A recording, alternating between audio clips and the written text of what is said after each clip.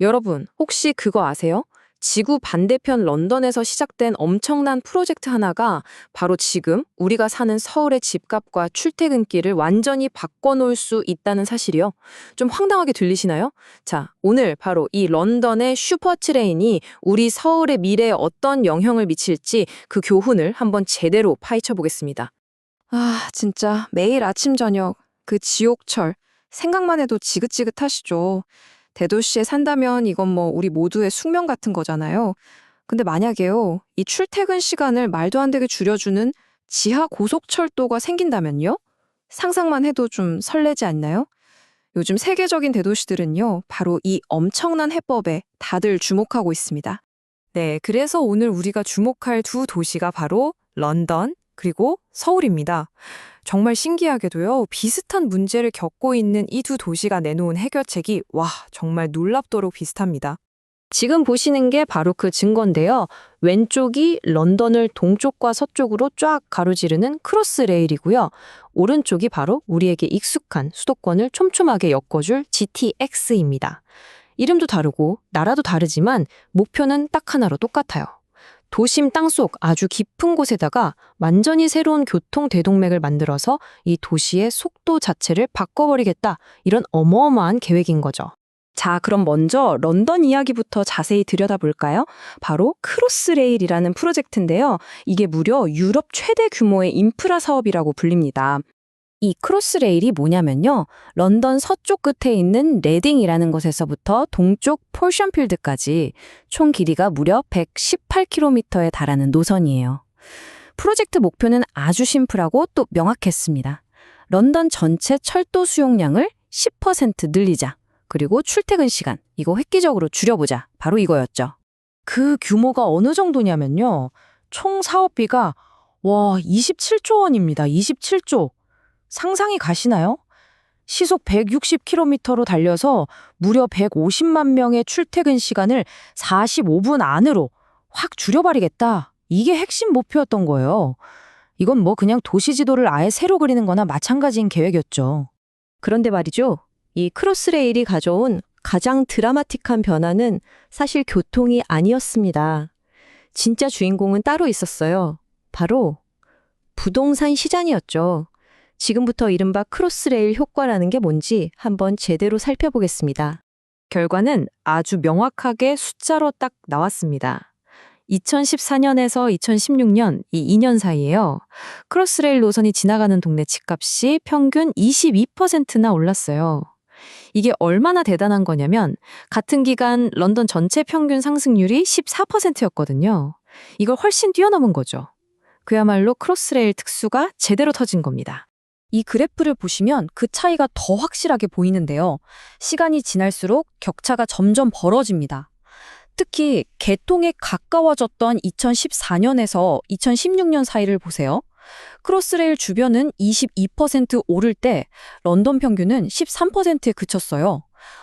거의 2배 가까이 차이가 나죠? 그러니까 이 새로운 노선이 생긴다는 기대감 하나가 부동산 시장에 그냥 불을 확 지펴버린 거예요. 특히 몇몇 지역은요, 이건 뭐 상승이 아니라 거의 폭등 수준이었어요. 예를 들어 동쪽 끝에 있는 아비우드역 근처는 무려 47%가 올랐고요. 포레스트 게이트역 주변은 46%가 뛰었습니다. 아니, 그냥 지하철 노선 하나 더 생긴다는 소식이었는데 이게 동네의 가치, 나아가서 도시의 지도 자체를 완전히 뒤바꿔버린 거죠. 이 상황을 보고 영국의 유명한 은행이죠. 로이즈 은행이 2016년에 딱 한마디로 정리했습니다. 크로스레일 효과가 런던 집값을 고속열차에 태워버렸다. 진짜 이보다 더 찰떡 같은 비유가 있을까요? 자, 그럼 이제 런던 이야기는 여기까지 하고 우리의 서울로 한번 돌아와 보겠습니다. 되게 흥미로운 게 우리나라가 지금 이 런던의 성공 사례를 아주 꼼꼼하게 뜯어보고 있다는 거예요. 바로 우리가 잘 아는 수도권 광역 급행철도 GTX 프로젝트를 통해서요. 사실 이 GTX라는 게요, 하늘에서 뚝 떨어진 아이디어가 절대 아닙니다. 지금 보시는 것처럼 런던의 크로스레일은 물론이고 파리의 아리알 같은 이미 대도시를 성공적으로 바꿔놓은 해외 사례들을 정말 철저하게 분석하고 벤치마킹해서 나온 결과물이에요. 일종의 성공 방정식을 그대로 배우겠다. 이런 강력한 의지가 담겨 있는 거죠. 실제로 스펙을 한번 비교해보면요. 와, 진짜 놀라울 정도로 비슷해요. 노선 길이는 크로스레일이 살짝 더 길긴 한데 최고 속도는 오히려 우리 GTX가 시속 180km로 더 빠릅니다. 평균 속도는 시속 100km로 똑같고요. 그러니까 이 규모나 속도 모든 면에서 거의 뭐 쌍둥이 프로젝트라고 불러도 될 정도예요. 그럼 우리 GTX의 핵심 목표는 뭘까요?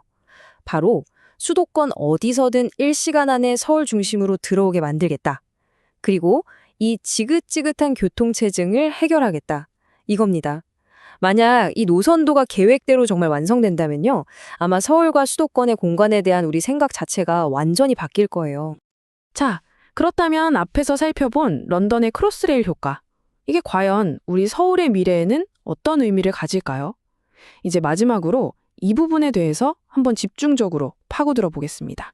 많은 전문가들이 런던과 아주 비슷한 현상, 바로 빨대 효과가 나타날 수 있다고 경고하고 있어요. 이게 뭐냐면요. 교통이 너무 편해지니까 외곽에 사는 사람들이나 돈 쓰는 것들이 마치 빨대로 쭉 빨아들이는 것처럼 도심으로 확 쏠리는 현상을 말하는 거예요. 이렇게 되면 서울 도심의 상권이나 경쟁력은 엄청나게 강해지겠지만 반대로 일부 외곽 지역은 사람이 빠져나가면서 오히려 활력을 잃어버릴 수도 있다는 뜻이죠. 그러니까 런던의 사례를 우리 서울에 그대로 한번 적용해보면 대충 몇 가지 그림이 그려지는 거죠.